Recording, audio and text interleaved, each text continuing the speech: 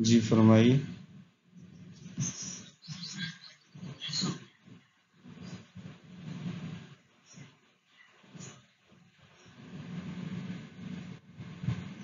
دیکھیں جی، اسائنمنٹ کی dead line close ہو گئی، کوئزز کی ڈیڈ لائن کلوز ہو گئی، مارک ہو گئے. جب مارک ہو جاتے ہیں نا، اس کے بعد جو ہے وہ کوئی کنسیڈریشن نہیں ہوتی. یا تو یہ کہ میں نے مارک نہ کیے ہوتے نا، تو شاید میں اس کو ایکسیپٹ کر لیتا. اور شروع میں کرتا رہا ہوں. آپ شروع کی جو اسائنمنٹس اور کوئزز ہیں ان کی ڈیٹ دیکھیں تو آن لائن جو سسٹم ہے وہ بیچارہ تھک گیا جب ہم اس کو اپ ڈیٹ کر رہے تھے کہ یار کوئی نہیں، ڈیڈ لائن تھوڑی آگے کر لیتے ہیں تاکہ اور لوگ کرا دیں، آگے کر لیتے ہیں اور کرا دیں. لیکن دیر از اے لمٹ ٹو تھنگس نا. سو اس لیے اب پاسبل نہیں ہے. میں معذرت چاہتا ہوں آپ سے.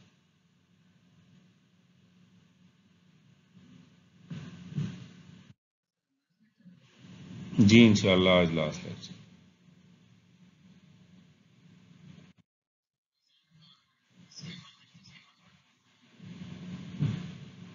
دیکھتے ہیں آج انشاءاللہ جو فائنل سیشن ہے اس پہ ہم بات کر لیں گے ایگزام کے بارے میں.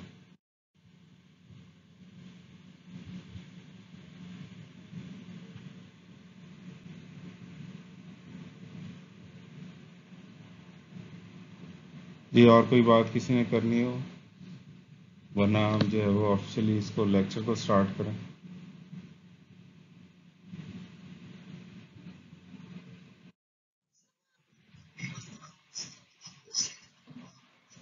تو یہی بات کر رہا ہوں نا، اینڈ پہ ڈسکس کر لیتے ہیں انشاءاللہ. جی انشاءاللہ جی یہ لاسٹ چیپٹر ہے.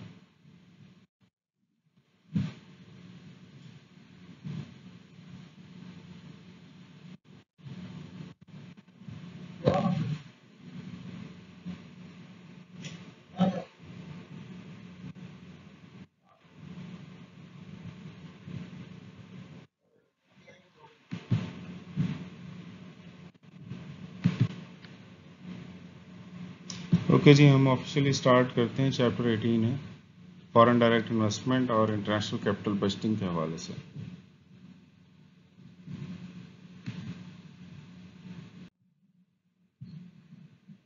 سو آج کے اس چیپٹر کے آبجیکٹیوز ہیں to discuss the characteristics and development of F D I, to outline the theories of F D I, to describe the techniques of international capital budgeting and to examine the implications of taxation, country risk, and transfer prices in case of international capital budgeting.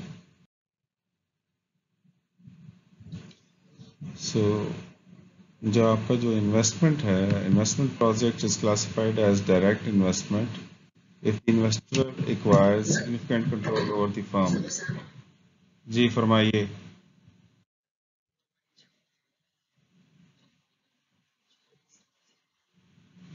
بیٹا میرے پاس rewind کی option once a lecture has started. Chapter 18 ہے یہ.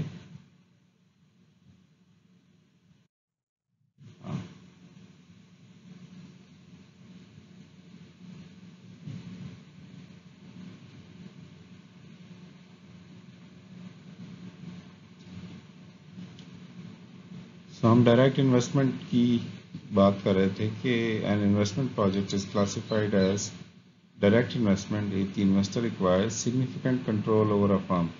Significant control کو اس لیے ہم نے high light کیا ہے کہ اس کا جو ڈیسیجن میکنگ ہے وہ اس کے ہاتھ میں آ جائے تو جو ہے وہ ڈائریکٹ انویسٹمنٹ کہلائے گی. اور اگر کسی فارن ایسپیکٹ میں آ رہی ہے، یعنی فارنر جب وہ انویسٹمنٹ کر رہا ہے تو اس کا مطلب یہ ہے کہ وہ فارن ڈائریکٹ ڈیسیجن میکنگ میں آپ کی سے ہو جاتی ہے تو آپ کا سگنیفیکنٹ کنٹرول آ جائے گا. سو یہ سگنیفیکنٹ کنٹرول کے میننگس ہیں. 10 to 25% اونرشپ آ جائے. اگر آپ یونائٹڈ اسٹیٹس، جاپان اور آسٹریلیا میں بات کرتے ہیں تو یہ 10% ہے. فرانس، جرمنی اور یونائٹڈ کنگڈم کی بات کرتے ہیں تو ان کا تھریش ہولڈ ہائیر ہے. بیلجیم نیدرلینڈس کی بات کرتے ہیں تو ان کا کوئی اسپیسیفک نمبر نہیں ہے، وہ 5% کو بھی بعض اوقات سگنیفیکنٹ کنٹرول مان لیتے ہیں۔ پاکستان میں تقریباً یہ 20% کے قریب جو ہمارا کنٹرول ہے، اگر اونرشپ آ جائے تو ہم اسے سگنیفیکنٹ مانتے ہیں۔ Reasons for interest in F D I اس لیے ہے کہ ریپڈ گروتھ اور changing pattern of F D I ہے throughout the world, concern about causes and consequences of foreign ownership, لوگ جو ہے وہ پریشان ہیں کہ جو فارن اونرشپ ہے اس کے کیا کیا نتائج ہو سکتے ہیں، اس سے کیا ریزلٹس اچیو کر سکتے ہیں، کیونکہ مکس نمبرز آتے ہیں۔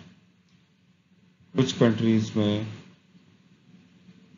اور جو فارن ڈائریکٹ انویسٹمنٹ ہے اس نے بہت پازیٹیو رول پلے کی ہے، اور کچھ کنٹریز میں ڈاؤن سائڈ رول بھی پلے کی، اس وجہ سے اس کے کنسرنز زیادہ ہیں۔ ایف ڈی آئی جو ہے it channels resources to developing countries, role played in transforming ex communist countries جو ہیں ہماری، ان میں جو ہے وہ بہت امپورٹنٹ جو ہے اس کا ایف ڈی آئی کا رول ہے۔ اگر آپ یوکرین کو دیکھیں، پولینڈ کو دیکھیں، تو اس میں آپ کو ایف ڈی آئی کا بہت رول نظر آتا ہے، ایک کنسٹرکٹیو رول ہے۔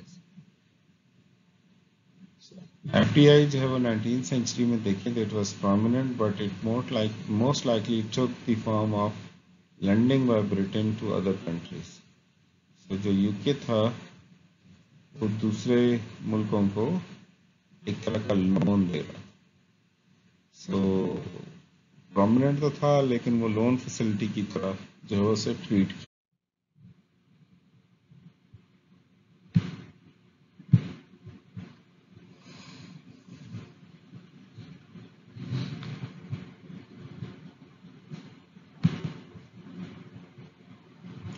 جی ہم انٹروار پیریڈ کی بات کر رہے تھے تو ہم نے کہا کہ فارن انویسٹمنٹ جو ہے وہ اس ٹائم پیریڈ میں ڈکلائن ہوئی، لیکن ڈائریکٹ انویسٹمنٹ بہت زیادہ انکریز ہوئی۔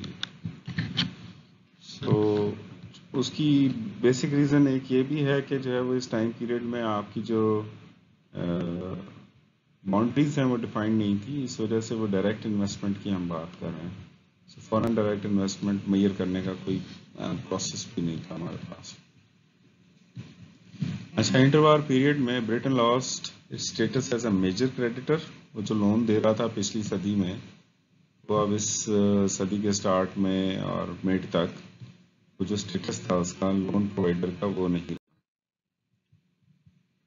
سو اگر ہم post world war two period کی بات کریں تو ایف ڈی آئی جو ہے وہ بہت تیزی سے گرو ہوا فار ٹو ریزنس۔ ون، جو ٹرانسپورٹ میں امپرومنٹس آئیں اور ٹیلی کمیونیکیشنز میں بہت زیادہ امپرومنٹس آئیں، دو need of European countries and Japan for U S assistance وہ بہت زیادہ بڑھ گئی، جس کی وجہ سے آپ کو پوسٹ ورلڈ وار ٹو یہ تیزی سے بڑھتا ہوا نظر I F D I. 60s میں جو ہے وہ آپ کا تھوڑا سا ٹرینڈ میں ریورسل آیا،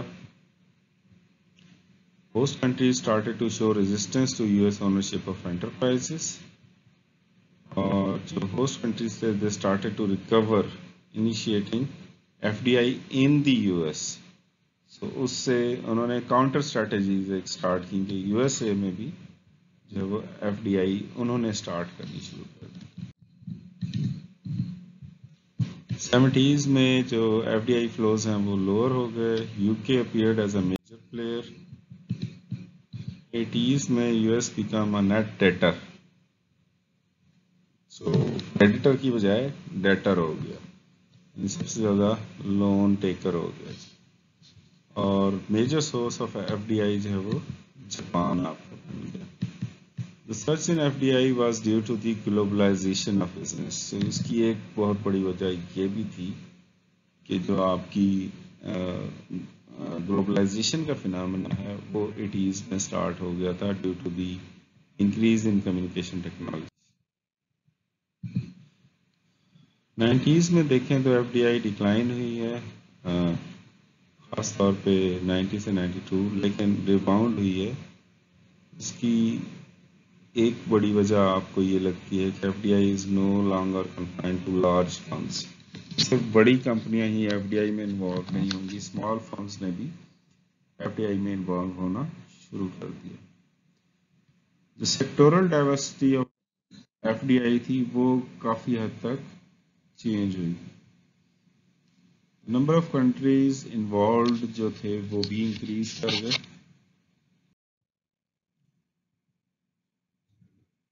90s میں جو decline in the importance for Japan تھا as a source of finance, وہ ہمیں ریئلائز ہوا لیٹ 90s میں.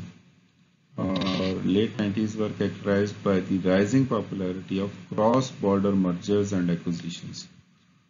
So domestic mergers and acquisitions تو ہو رہے تھے، اب cross border mergers and acquisitions آپ کو لیٹ 90s میں یہ ٹرینڈ نظر آنا شروع ہوا. پھر ایک کانسیپٹ ہے انورڈ ایف ڈی آئی اور آؤٹورڈ ایف ڈی آئی کا. Inward F D I is when a foreign country invests in country in question. یعنی فورن کنٹری پاکستان میں اگر انویسٹ کرے گا تو یہ انورڈ ایف ڈی آئی ہے. اور اگر outward F D I کی بات کریں is when the home country invest abroad. جب پاکستان اس اسٹیج پہ آ جائے کہ وہ کہیں اور انویسٹ کر پائے تو وہ outward F D I کہلائے.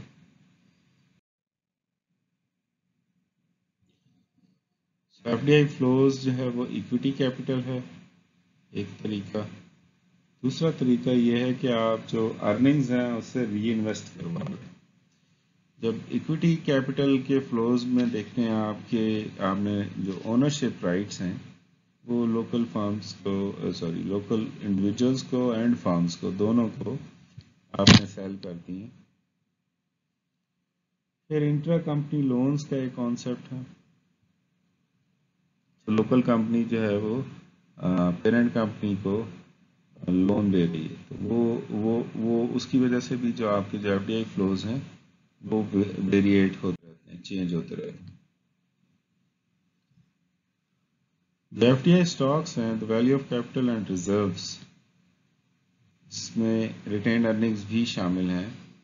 Attributable to the parent firm plus the net indebtedness of its subsidiaries basically F D I stocks میں کاؤنٹ ہوتے ہیں.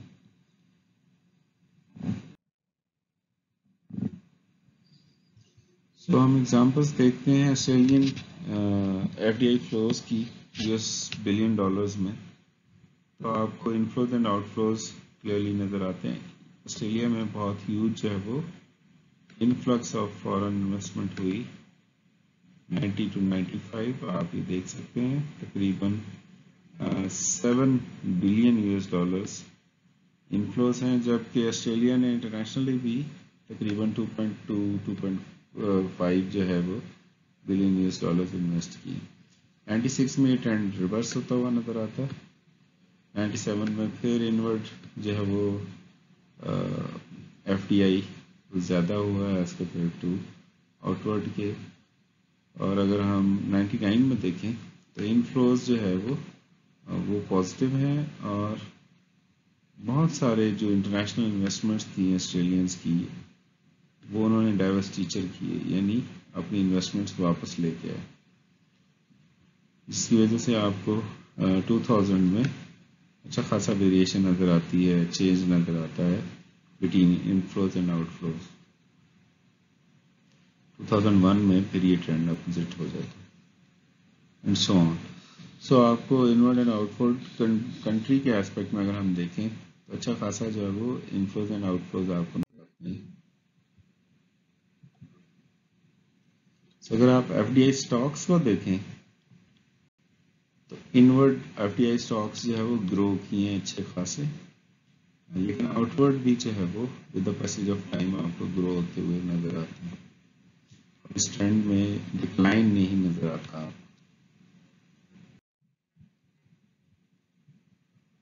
اگر cross border mergers and accusations کو دیکھیں تو 87 میں یہ تقریباً جو ہے وہ یہ نمبر تقریباً جو ہے وہ 80 کے قریب تھا، جو کہ 99 میں تقریباً 1200 کو ٹچ کر رہا ہے. اور پھر یہ ڈکلائن کیا ہے آپ کا 2001 میں تقریباً 600 پہ آ جاتا ہے.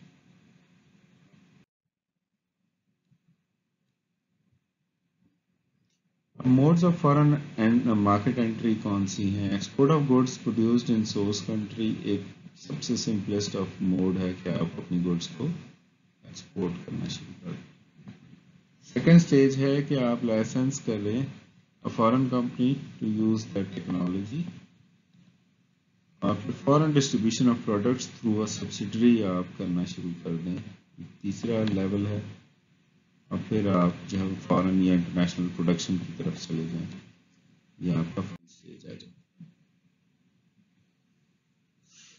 سو choice between exporting and F D I. So exporting جو ہے وہ پہلا بھی اسٹیج تھا، اور F D I basically final stage تھی. سو ان دونوں کے درمیان میں چوائس کیا ہے؟ ایک تو سب سے بڑا امپورٹنٹ فیکٹر ہے ہمارے پاس پروفیٹیبلٹی کا فیکٹر ہے. پھر مارکیٹ گروتھ میں کے لیے اپرچونیٹیز کتنی ہیں آپ کے پاس، یہ اپنا امپورٹنٹ رول پلے کرتے ہیں. سو ایک پروفیٹیبلٹی ہو گیا، دوسرا مارکیٹ گروتھ ریٹ امپورٹنٹ ہے، اس کی اپرچونیٹیز کتنی ہیں. پھر آپ کی جو پروڈکشن کاسٹ لیولز ہیں کیا وہ بڑھ رہے ہیں یا کم ہو رہے ہیں. جیسے بہت ساری یو ایس فرمز نے جب اپنی پروڈکشن انٹرنیشنلی شفٹ کی، اسپیشلی چائنا کی طرف، تو ان کے سامنے کنسیڈریشن پروفیٹیبلٹی یا اپرچونیٹی آف مارکیٹ گروتھ تھی یا نہیں تھی. انہیں کاسٹ جو ہے وہ اچھی خاصی ڈکلائن ہوتی ہوئی نظر آتی تھی. پھر جب آپ آبویسلی بڑی اکانومی میں جاتے ہیں تو آپ کو اکانومیز آف اسکیل، یعنی جو آپ کا کاسٹ پر یونٹ ہے وہ منیمل لیول پہ ملتی ہے، جس کی وجہ سے آپ کے جو اوور آل مارجنز ہیں یا پروفٹس ہیں وہ کہیں زیادہ انکریز کر سکتے ہیں. پھر لائسنسنگ کا اسپیکٹ ہے. This involves the supply of technology and know how اور the use of trademark اور patent for a specific fee. تو آپ کی کوئی بھی چیز وہ استعمال کر سکتے ہیں، یا آپ کی پروڈکٹ استعمال کر سکتے ہیں، یا آپ کا کوئی سائن، سمبل، لوگو استعمال کر سکتے ہیں جس کے بدلے میں آپ فیس چارج کریں. It offers one way to generate revenue from foreign markets جو کہ ادروائز inaccessible تھی. پھر فرینچائزنگ کا کانسیپٹ ہے. Companies with brand name products move offshore by granting foreigners the exclusive rights to sell their products in a designated area. جیسے ہمارے یہاں بہت ساری فرمز ہیں جو فرینچائزنگ کے تھرو آئی ہیں، جیسے آپ میکڈونلڈس کو دیکھتے ہیں، کے ایف سی کو دیکھتے ہیں.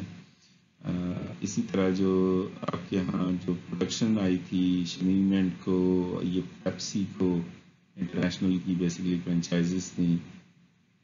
اسی طرح جو ہے وہ، اور پھر ان کے لیے ایریاز کی اسپیسیفائی کر دی ہے. لاہور کے لیے الگ فرینچائز دے رکھی ہے، ملتان ریجن کے لیے الگ سے دے رکھی ہے، گجرانوالہ ریجن کے لیے الگ سے دے رکھی ہے، اینڈ سو آن. سو اس طرح سے آپ کو فرینچائزنگ ایکٹیویٹی اچھی خاصی نظر آتی ہے آپ کو Pakistan.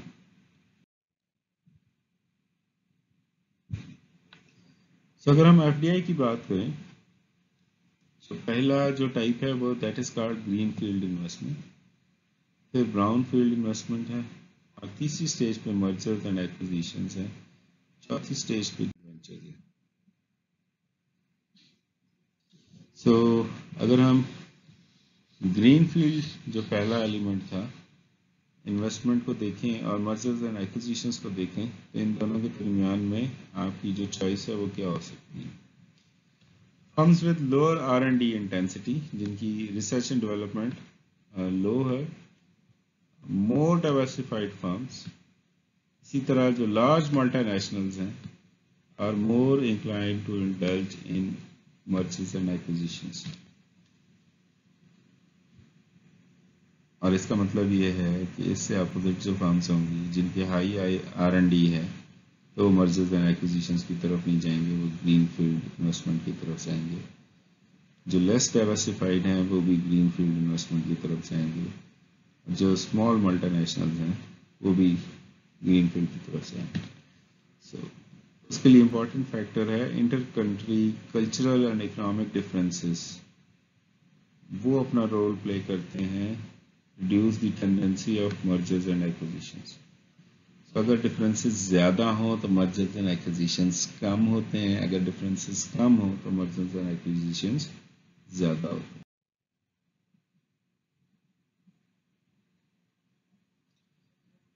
Multi nationals with subsidiaries prefer acquisition.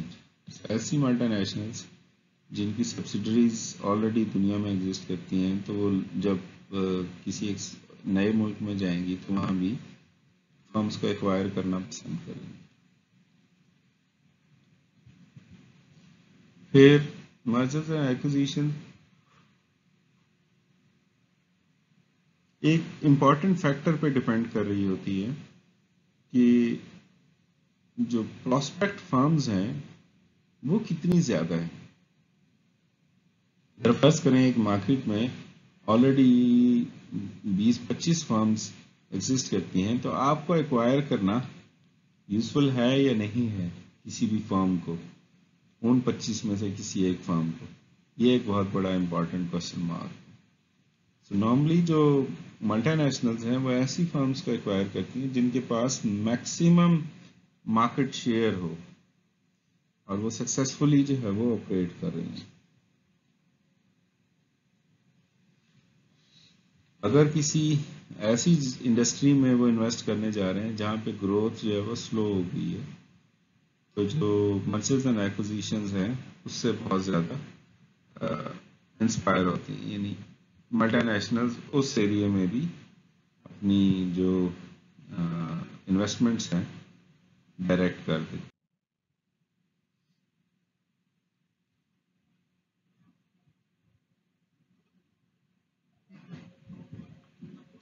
اگر ہم theories of F D I کی بات کریں تو نمبر آف تھیوریز اور hypotheses have been put forward to explain D I. The differential rate of return hypotheses ہے جی پہلا. Capital flows from countries with low rates of return to countries with high rates of returns. جہاں rates of return جو ہے وہ کم ہو جس ملک میں investment اس ملک کی طرف جاتی ہے جہاں پہ ریٹ آف ریٹرن ہائی ہو.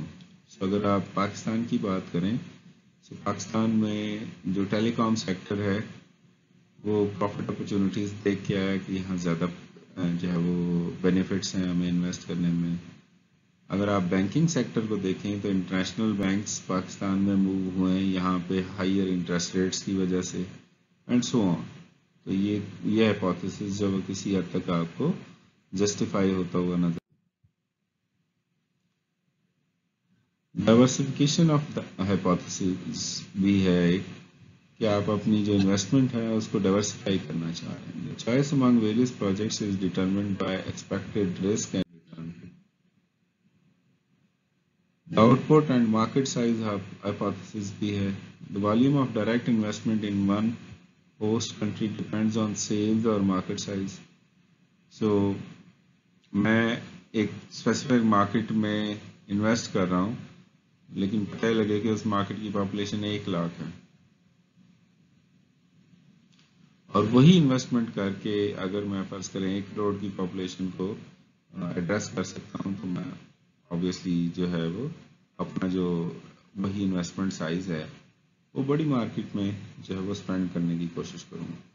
تو آپ کی جو آؤٹ پٹ اور مارکیٹ سائز ہائپوتھیسس ہے وہ اس چیز کو اسٹریس کرتا ہے کہ آپ جتنی بڑی مارکیٹ ہوگی اتنی زیادہ فارن انویسٹمنٹ کریں گے اس میں. پھر انڈسٹریل آرگنائزیشن ہائپوتھیسس ہے which states that a firm indulges in FDI despite inter-country differences because it has some advantages such as کیا ایڈوانٹیجز ہی اس کے پاس برانڈ نیم کا ایڈوانٹیج ہے، پیٹنٹ کا ایڈوانٹیج ہے، اس کے علاوہ مینیجریل اسکلز کا ایڈوانٹیج ہے. تو کنٹری ٹو کنٹری ڈفرینسز ہونے کے باوجود وہ ایف ڈی آئی میں انوالو ہوتے ہیں کیونکہ وہ سمجھتے ہیں کہ وہ individually as a firm strong ہیں. پھر انٹرنیشنلائزیشن ہائپوتھیسس ہے F D I rises from efforts by firms to replace market transactions with internal transactions. So sorry internalization hypothesis ہے، میں اس کو internationalization پڑھ گیا. سو انٹرنل ٹرانزیکشنز ہے وہ آپ کی پروموٹ ہوتی ہیں. انٹرنل کا سے فرم ٹو فرم ٹرانزیکشنز آپ کی زیادہ ہو جاتی ہیں، جس کی وجہ سے آپ کا جو کنٹرول ہے اوور دا فرم وہ زیادہ ہو جاتا ہے. اس وجہ سے کچھ فرمز پروسیس کو انٹرنل رکھنے کے لیے جو ایف ڈی آئی ہے وہ کرتے ہیں. فار ایگزامپل مجھے ایک را مٹیریل چاہیے اور وہ دنیا میں 3 کنٹری سے آ سکتا ہے، تو میں کیا کرتا ہوں، میں وہاں پہ انویسٹ کر کے وہاں پہ اپنی جو سبسیڈریز ہیں ان کے تھرو وہ را مٹیریل ایکوائر کرتا ہوں، بجائے اس کے کہ میں ان کنٹریز میں جو آلریڈی ایگزسٹنگ فارمز ہیں ان پہ ریلائی کروں. تو میں انٹرنل جو آرگنائزیشنز تھے، میری اپنی سبسیڈریز تھیں، ان پہ ریلائی کرنا شروع کر.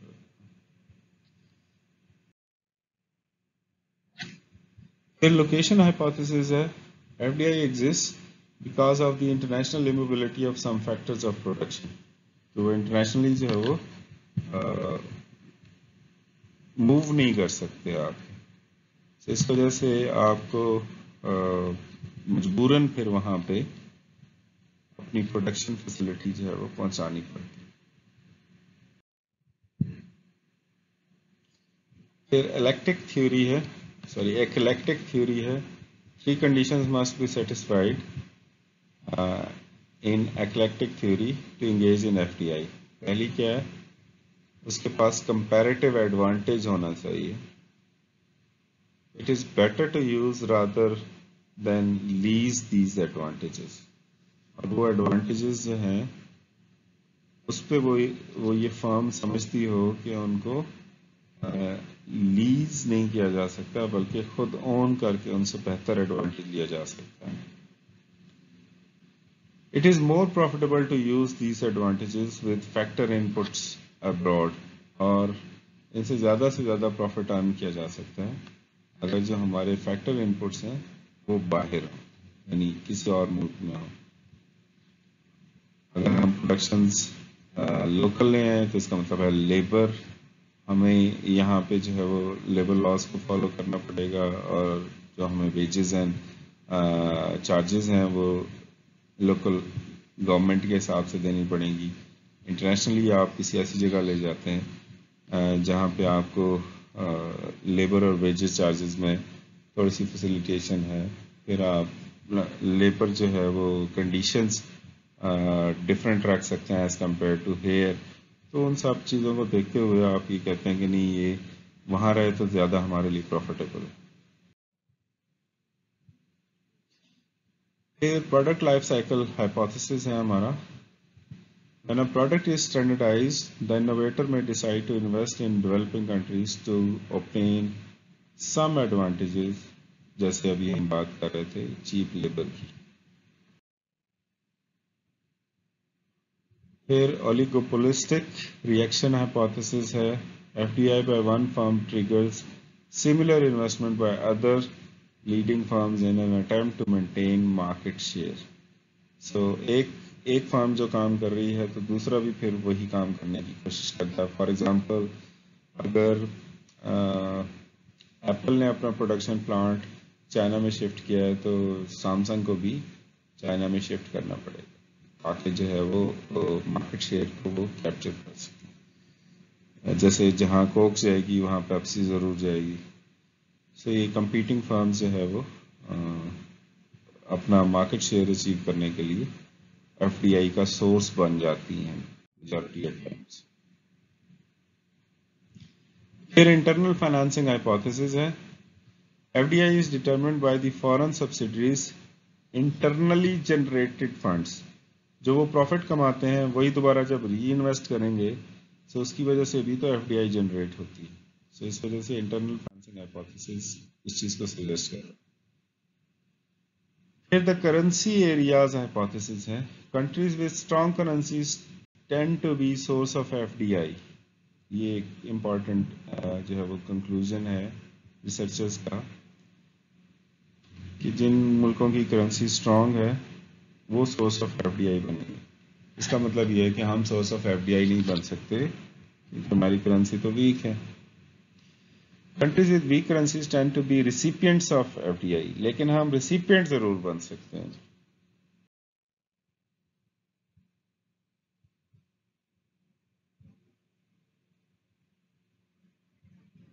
اگر ہم ڈائیورسیفیکیشن کرنا چاہیں اور بیریئرز ٹو کیپٹل فلوز ہوں تو کیا ہوگا؟ FDI arises from the desire to diversify through two conditions. One, barriers or cost to portfolio flows. Barriers اور کاسٹ ہی تو بیسیکلی FDI کو کریٹ کرنے کا باعث بنتے ہیں، پھر ہم لوکل مارکیٹ کو چھوڑ کے انٹرنیشنل مارکیٹ میں بزنس موو کر جاتے ہیں. اور multi nationals provide diversification opportunities, یا ملٹی نیشنلز خود اپرچونیٹیز پرووائڈ کر رہی ہوتی ہیں جس کی وجہ سے آپ ڈائیورسیفائی کر کے FDI پروموٹ کرنے کا باعث.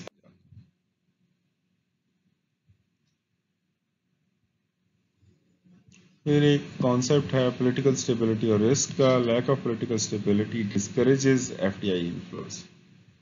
سو یہ بھی ایک تھیوری کے طور پہ کام کر سکتا ہے کہ اگر پولیٹیکل اسٹیبلٹی نہیں ہے تو FDI انفلوز اس اکانومی میں نہیں ہوں گے. مطلب ہے جہاں پہ پولیٹیکل اسٹیبلٹی زیادہ ہوگی تو FDI انکریج ہوگی، خاص طور پہ انفلوز آف FDI انکریجنگ ہوگی. Political risk rises because of unexpected modifications of the legal and fiscal framework in the host country. So اگر آپ کا لیگل اور فسکل فریم ورک جو ہے وہ چینج ہو جائے تو پھر obviously political risk فیس کرنا پڑتا ہے آپ کو as a foreign. Tax policies جو ہے وہ FDI ایکٹیویٹیز میں انگیج ہونے میں بڑا فیسیلیٹیٹ کرتی ہیں آپ کو. So tax treatment of income generated abroad affects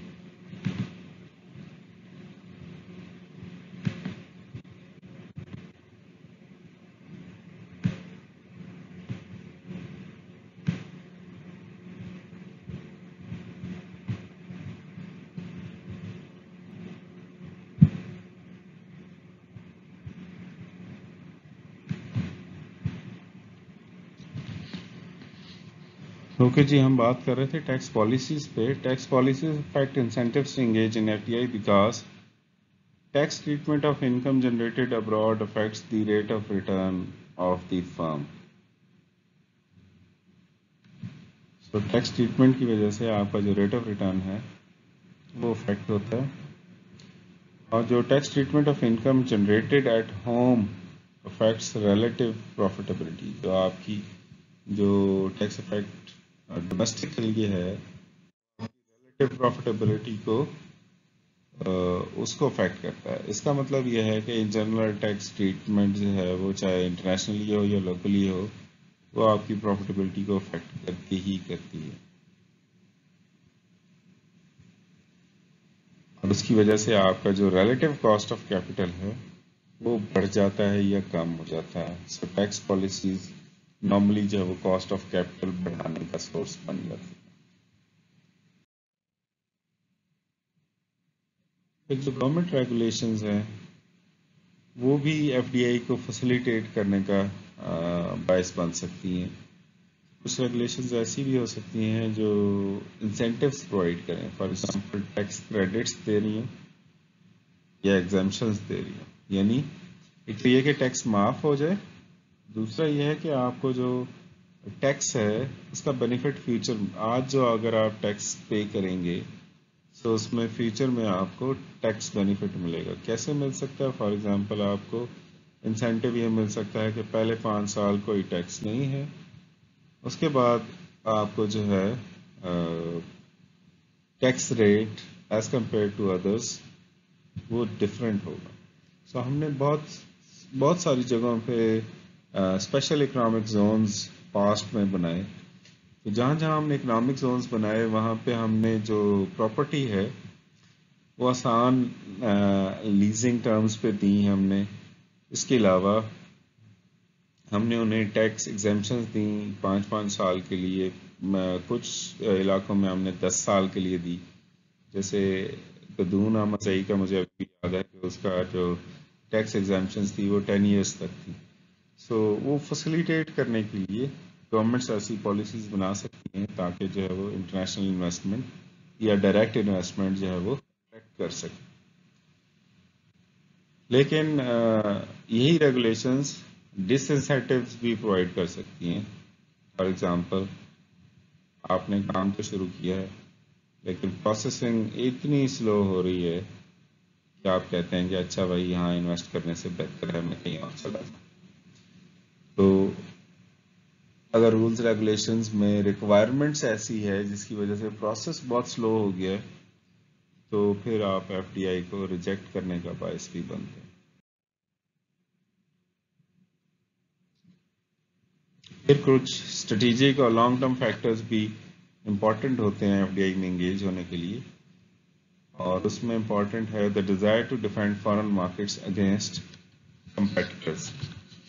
جو فارن مارکیٹس ہیں ان کو جو ہے وہ کمپیٹیٹرز کے اگینسٹ ڈیفینڈ کرنا ہوتا ہے. فار ایگزامپل انڈیا میں کوک گئی ہے, پیپسی نہیں گئی. کیا آپ امیجن کر سکتے ہیں کہ آپ اپنی مارکیٹ کو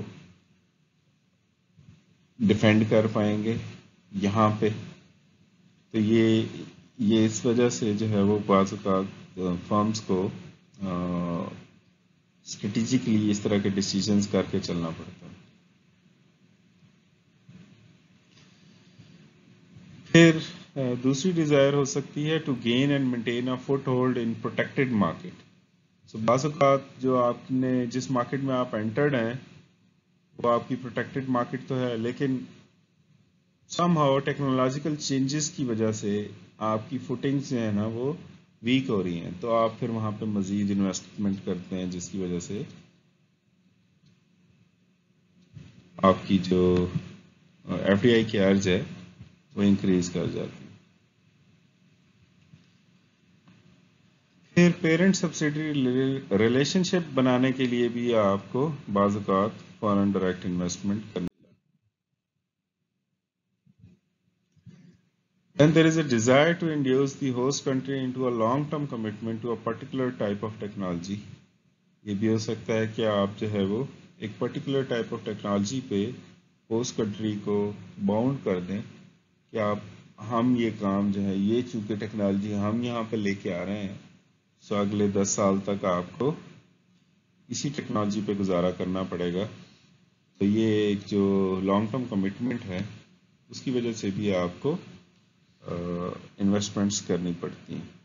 فار ایگزامپل 10 سال کا ایگریمنٹ نہیں آپ کا پورا ہوگا تو پھر اب آپ کو نئی ٹیکنالوجی تو لانی ہے, کیونکہ اگر آپ نئی ٹیکنالوجی نہیں لائیں گے تو پھر گورنمنٹ کے پاس یا وہاں کے لوگوں کے پاس اور بہت ساری اوپن آپشنز آ جائیں گی.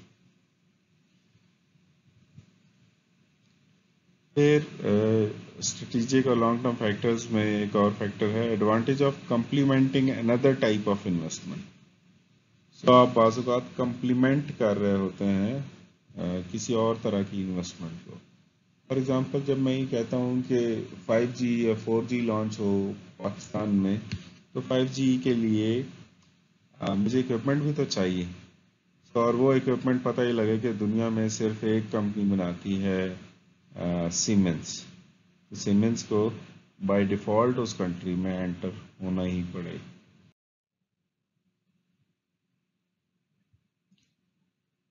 پھر جو نیو پروڈکٹ ڈیولپمنٹ کی اکانومیز ہیں وہ آپ کو ریئلائز ہو رہی ہیں. اکانومیز اب بیسکلی ہم کاسٹ ریڈکشن سائٹ پہ ہم دیکھ رہے ہیں. کمپٹیشن فار مارکیٹ شیئرز امنگ اولیگوپولسٹکس, یہ ہم نے پہلے بات کی کہ اولیگوپولی کو کمپیٹ کرنے کے لیے آپ جو وہ مارکیٹ شیئر کیپچر کرنا چاہتے ہیں. اب آپ ڈائریکٹ انویسٹمنٹ پروجیکٹس کو ویلیویٹ کیسے کرو گے؟ ایک ہے اکاؤنٹنگ ریٹ آف ریٹرن سے, پے بیک پیریڈ ہم نے پڑھ رکھا ہے, نیٹ پریزنٹ ویلیو کے بارے میں ہمیں بہت کچھ پتا ہوگا. پھر ایک ٹیکنیک ہے internal rate of return. So आते हैं accounting rate of return की तरफ. This is the percentage return on capital.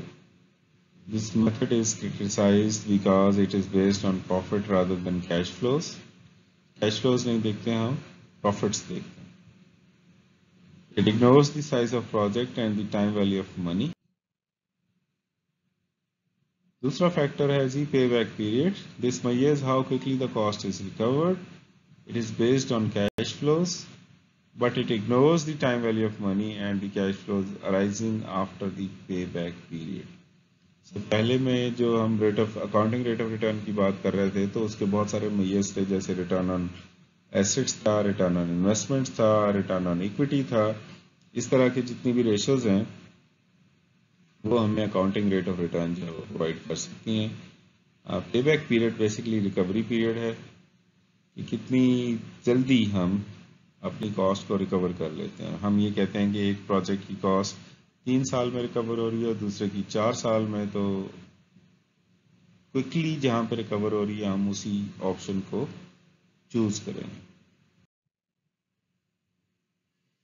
फिर कॉन्सेप्ट है नेट प्रेजेंट वैल्यू का, जिसमें हम ये कहते हैं कि NPV is basically some of all the future cash inflows. तो ये जो था हमारा राइट साइड, ये कैश इनफ्लोज है, इस वजह से इसके साथ प्लस का साइन लगा हुआ. सम of all the present value of future cash inflows. तो ये प्रेजेंट वैल्यू का डिस्काउंट फैक्टर हमारा डिवाइजर में है, उसमें से हम इनिशियल कैश आउटफ्लो को माइनस करते हैं. अगर तो आंसर आता है प्लस में या जीरो में तो हम कहते हैं कि ये प्रोजेक्ट या ये जो इन्वेस्टमेंट है हमारी डायरेक्ट इन्वेस्टमेंट वो एक्सेप्टेबल है. अगर आंसर आ जाए नेगेटिव तो ऑब्वियसली हम इसको सपोर्ट प्रोजेक्ट को नहीं करें. इसमें एक चीज आपने देखनी है कि जो आर है वो आपने कैसे कैलकुलेट करना है. वो आर बेसिकली आपका weighted average cost of capital है. सो weighted average cost of capital आप कैसे फाइंड आउट कर सकते हैं. आप कहते हैं कि इक्विटी और डेट में कितना परसेंटेज है, यानी टोटल जो आपके एसेट्स हैं आपके इक्विटी से कितने फाइनेंस्ड हैं, तो ये इक्विटी का वेट आ जाएगा, और डेट से कितने फाइनेंस्ड हैं, और आप उन्हें कंकरेंट जो आपका required rate of return on equity और डेट है उससे आप मल्टीप्लाई करेंगे, उनको सम करेंगे तो आपका आर आ जाएगा. तो ये weighted average cost of capital आ जाता है, और वो weighted average cost of capital आपने प्रोजेक्ट की वैल्यूएशन में इस्तेमाल करनी है. आप मार्केट इंटरेस्ट रेट इस्तेमाल नहीं करेंगे. फिर इंटरनल रेट ऑफ रिटर्न का कॉन्सेप्ट है, जिसमें हम ये कहते हैं कि हमारे जो present value of all the future cash inflows उसमें से कॉस्ट माइनस करें तो नेट रिजल्ट हमारे पास जीरो आना चाहिए. तो अगर तो वो जीरो आ रहा है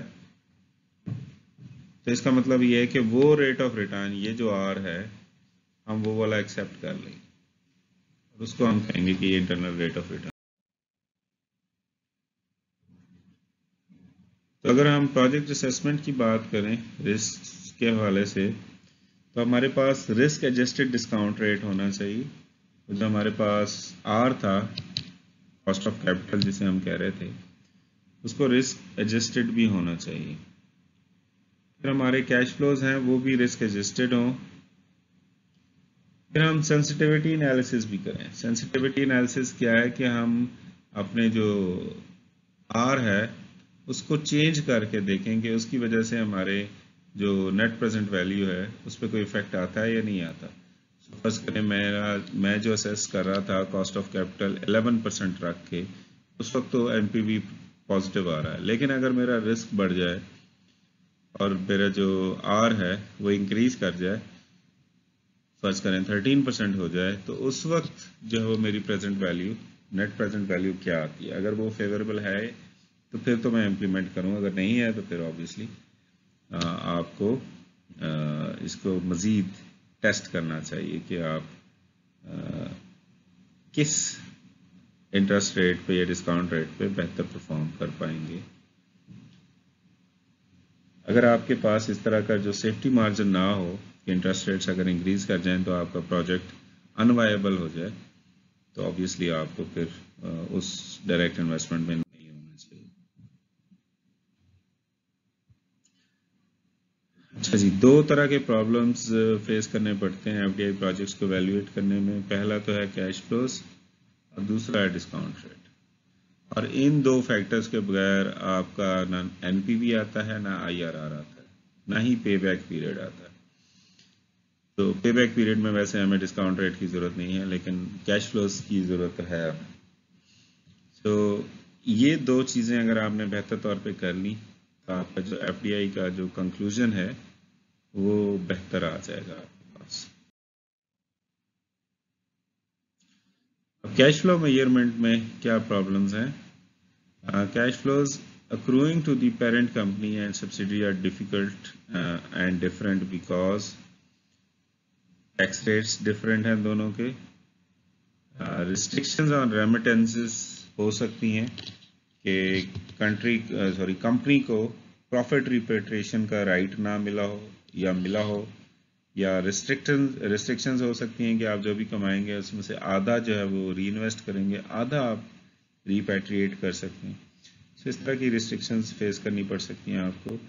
یہ بھی ہو سکتا ہے کہ کچھ کمپنیز جیسے پاکستان میں چونکہ ریسٹرکشنز نہیں ہوتی جب آپ ایف ڈی آئی کر رہے ہوتے ہیں، ہم تو فارن انویسٹمنٹ اٹریکٹ کرنے کی کوشش کر رہے ہوتے ہیں اور اس میں ہم فیسیلیٹیٹ کرتے ہیں، ہم کوئی کنڈیشنز نہیں لگاتے. تو اگر ہمارے ہاں سے ایکسیسو ریمیٹنسز ہونا شروع ہو جائیں، یعنی کمپنیاں جتنا بھی کمائیں وہ سارے کے سارا واپس کر دیں، تو اس سے ہماری اکانومی کو تو کوئی بینیفٹ نہیں ہے. پھر ایلیمنٹ یہ ہے کہ سارے کا سارا تو میں نے واپس بھجوا دیا ہے، تو کیش فلو کیا ملا، تو وہ میئر کرنا اس کے لیے تھوڑا سا پرابلمیٹک ہو جاتا ہے. پھر ایکسچینج ریٹس کی فلکچویشن بھی ایک اپنا رول پلے کرتی ہیں. ایکسچینج ریٹس چینج ہونے کی وجہ سے آپ کا جو ویلیو ہے کیش فلو کی وہ چینج ہوتی رہے گی. سو فرض کریں آپ نے ایک ٹرانزیکشن کی ہے جنوری میں، پھر آپ نے ٹرانزیکشن کی ہے اپریل میں، پھر ٹرانزیکشن کی ہے آپ نے لیٹ سے 1 جولائی کو، تو آپ کی ان ٹرانزیکشنز کی جو ویلیوز ہیں وہ چینج ہوں گی. اگر آپ یہ کہتے ہیں کہ آپ نے ہر دفعہ 10,000 US ڈالرز بھجوائے ہیں، تو ہر دفعہ آپ کو 10,000 US ڈالرز خریدنے کے لیے اتنے روپے نہیں لگانے پڑے. آپ کی جو اماؤنٹ ہے وہ with the passage of time change ہو رہی ہے، انکریز کر رہی ہے.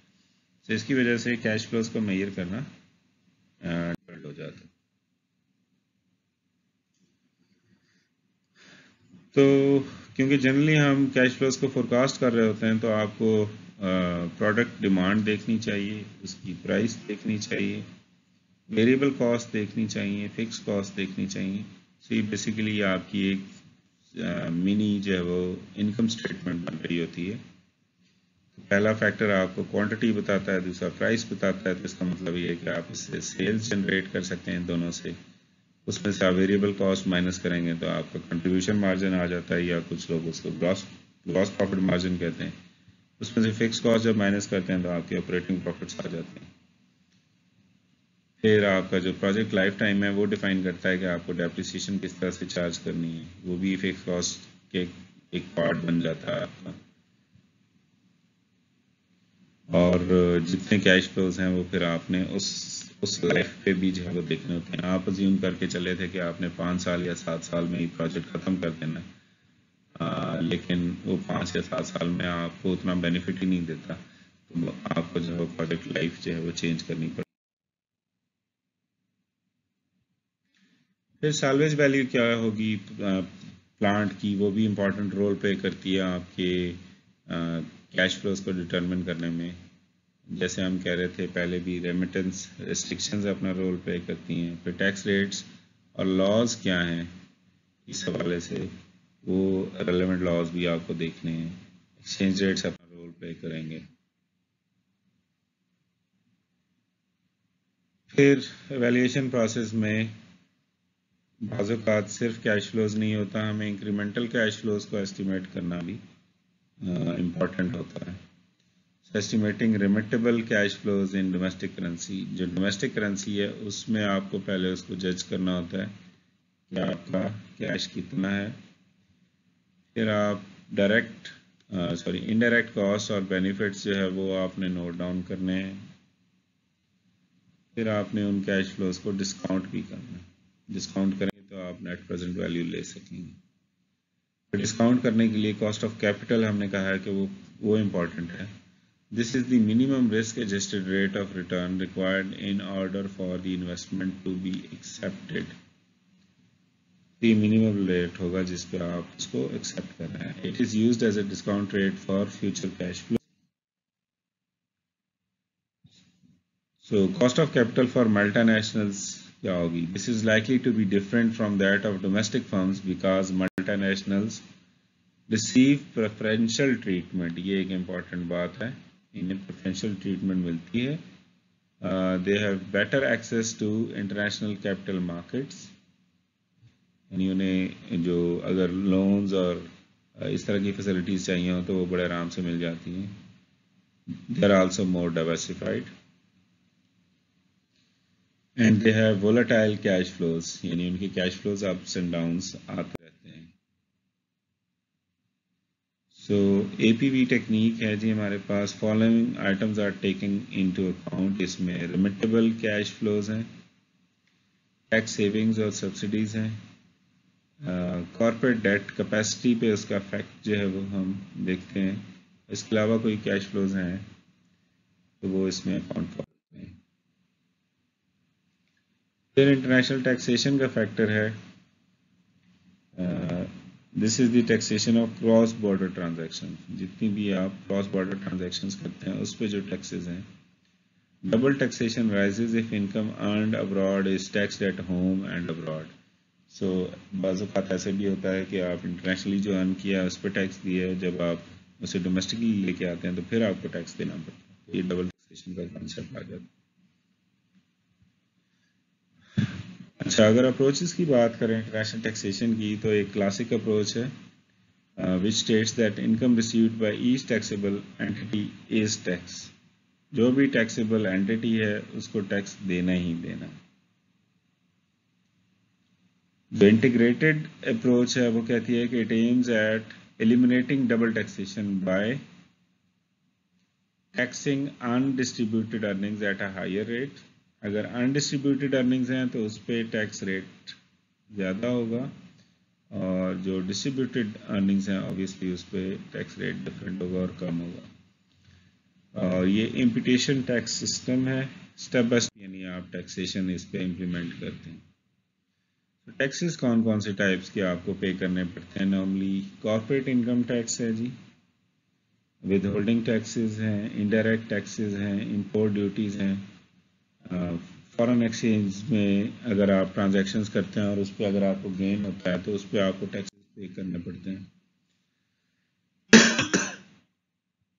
So ڈبل ٹیکسیشن کو اوائڈ کیسے کر سکتے ہیں؟ Many countries have bilateral tax treaties with other countries. تو اگر ان کے آپس میں ٹریٹیز ہیں اس کا مطلب یہ ہے کہ آپ کی کمپنی کو یہ فیسلٹی مل جائے گی کہ اگر وہاں پہ ٹیکس پے کیا ہے تو یہاں پہ آپ کو بینیفٹ مل جائے گا. جیسے OECD ہے, has developed a model tax convention. انہوں نے ایک کنونشن جو ہے وہ ڈیولپ کیا ہے, اور وہ یہی ہے بیسیکلی کہ اگر آپ نے وہاں ٹیکس پے کر دیا ہے تو آپ اس کا پروف دے دیں, آپ کو یہاں پہ ٹیکس پے کرنے کی ضرورت نہیں پڑے گی.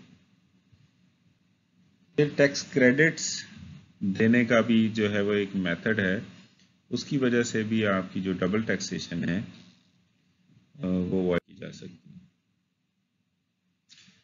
پھر کچھ جگہیں ٹیکس ہیونز ہوتی ہیں. Tax haven is a place, میں نے پہلے کہا جگہ ہے, where foreigners may receive income or own assets without paying taxes on them. جیسے پاناما تھا ہمارا, وہاں پہ جتنی بھی انٹرنیشنل فارمز ہیں وہاں پہ اگر انفلوز اینڈ آؤٹ فلوز ہوتے ہیں آف فارن کرنسی آپ کو پے کرنا پڑتا ہے. اب سورن رسک کیا ہے؟ the possibility of losses on claims on foreign governments and their agencies. سو اگر آپ کی گورنمنٹ پہ جو کلیمز ہیں یا ان کلیمز کی وجہ سے جو لاسز ہونے کے چانسز ہیں وہ بیسیکلی سورن رسک آتے ہیں. پھر political risk, the possibility of losses due to changes in rules governing FDI. سو ہم رولز اینڈ ریگولیشنز اگر چینج کر دیں تو اس کی وجہ سے آپ کو پولیٹیکل رسک فیس کرنا پڑتا ہے. اور پھر کچھ ایڈورس پولیٹیکل ڈیولپمنٹس ہو جائیں، جیسے ہمارے یہاں اکثر مارشل لا لگ جاتا ہے، تو وہ ایک بہت بڑا سورس آف پولیٹیکل رسک بنتا ہے. سب سے بڑا جو پولیٹیکل رسک ہے وہ کنفسکیشن کا ہے، کہ آپ کا بزنس چھین لیا جائے آپ سے. جیسے 73-74 میں پیپلز پارٹی کی گورنمنٹ میں ذوالفقار علی بھٹو نے تمام جو پرائیویٹ آرگنائزیشن تھی ان کو نیشنلائز کر لیا.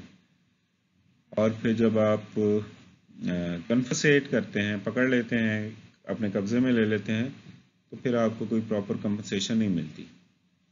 سو کمپنسیشن نہ ملنے کا مطلب یہ ہے کہ انٹرنیشنل فرم کے لیے وہ اچھا خاصا لاس ہے.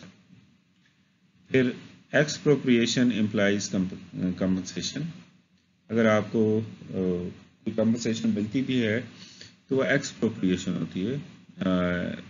وہ ڈیسائیڈ جو ویلیویشن ہے وہ لوگ کریں گے. سو وہ اکثر اوقات وہ آپ کی جو فرمز ہیں وہ انڈر ویلیو جاتی ہیں، جس کی وجہ سے آپ کو لاس سفر کرنا پڑتا ہے. اب کیپٹل بسٹنگ میں اگر ہم کنٹری رسک کو رکھ دیں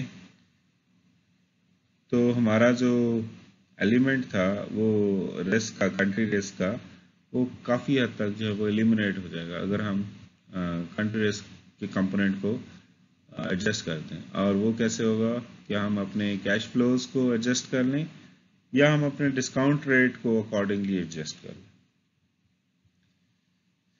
Measuring the effects of country risk as the value of an insurance policy. So country risk کو آپ جو ہے وہ کے افیکٹ کو اس طرح سے بھی میجر کر سکتے ہیں کہ اگر آپ کی انشورنس پالیسی کی ویلیو جو ہے وہ کتنی اوپر جا رہی ہے یا ڈاؤن جا رہی ہے. اس کو آپ اس طرح سے بھی دیکھ سکتے ہیں کہ آپ کے جو انشورنس پریمیمز ہیں اگر کسی کنٹری میں زیادہ ہیں فار اے بزنس، تو اس کا مطلب یہ ہے کہ یہاں پہ کنٹری رسک زیادہ ہے، and vice versa.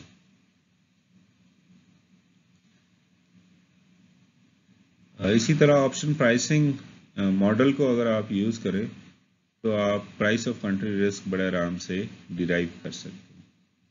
Option pricing model recall کریں، ہم نے بلیک شولز ماڈل کی بات کی تھی، وہ ہمارے پاس اویلیبل. ٹرانسفر پرائسنگ کا ایک کانسیپٹ ہے، pricing of goods and services that are bought and sold between members of the corporate family.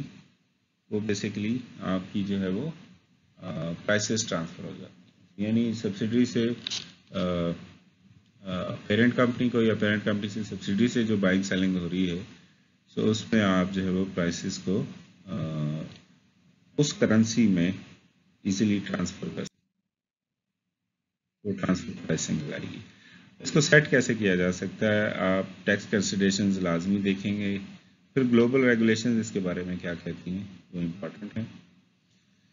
پھر مینجمنٹ انسینٹیوز اور پرفارمنس ایویلویشن بھی تو آپ نے دیکھنی ہے، تو اس طرح سے بھی جو ہے وہ آپ اس کی جو ٹرانسفر پرائسز ہیں اس کو سیٹ کر سکتے ہیں.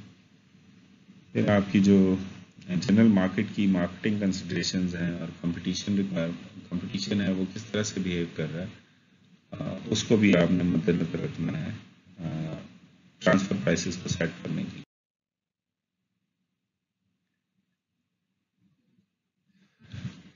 تو اس میں ایک رسک اور انسرٹینٹی کا ایلیمنٹ آپ کو ضرور ایڈجسٹ کرنا ہے. گورنمنٹ پالیسیز کو دیکھنا ہے کیا وہ الاؤ کر رہی ہیں ٹرانسفر پرائسنگ یا نہیں. انٹرسٹ آف جوائنٹ وینچر جو پارٹنرز ہیں آپ کے، اگر یہ جوائنٹ وینچرز کی بات ہو رہی ہے، اگر آپ کی سبسڈری ہے تو یہ کام زیادہ ایزیلی ہو سکتا ہے، لیکن آپ کا جو جوائنٹ وینچر پارٹنر ہے اس کے انٹرسٹ کو آپ نے دیکھنا ہے اگر آپ جے وی میں آپریٹ کر رہے ہیں.